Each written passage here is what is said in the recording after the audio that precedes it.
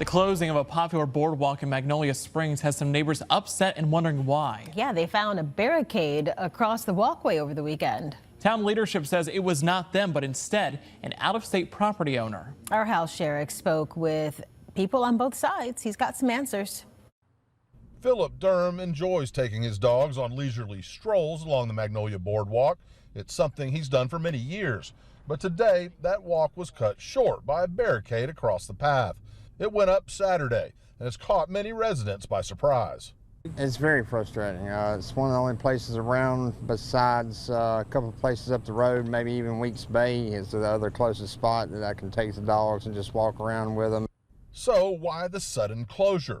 As it turns out, this is where the town's property ends and Kenneth Challoner's begins. After a years-long legal dispute, which included 2 lawsuits and multiple court rulings, a judge determined that the town of Magnolia Springs built a portion of its Magnolia Boardwalk over private property. The final order came down late last week, and at that point, Challoner blocked boardwalk access across his land, citing concerns over liability. I had to do something, and I hate that it makes, people angry that, don't know me and, want to use the water, but, I'm a physician. I can't have somebody fall on that boardwalk, sue me into oblivion. I just can't. It's just not going to happen. About 35 feet of the walkway crosses over private property. As to why the boardwalk, which was put up years ago, was built over Challoner's property, town leadership says the land surrounding it had been deeded to the town as a gift, but no title search was done at that time. If you looked up any public record, it showed it as the one parcel that he owned, and everything else around that was owned by Charlie Hauser, and that he's the one that donated it. So I don't think at that time it was really any title search needed. Regardless of the outcome, all parties involved are glad the court battles are over.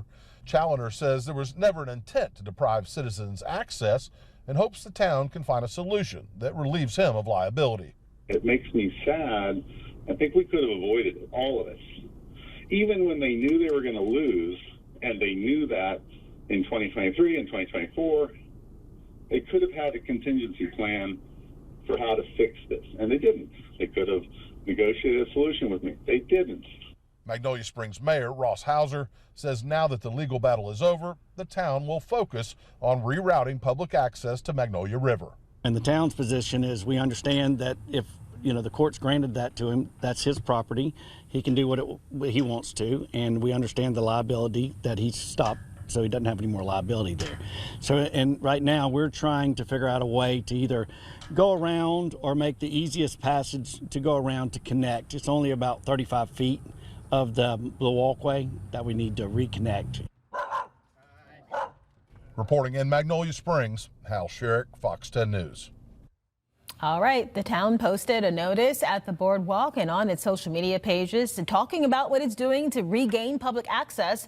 They're asking for you in the meantime to be patient.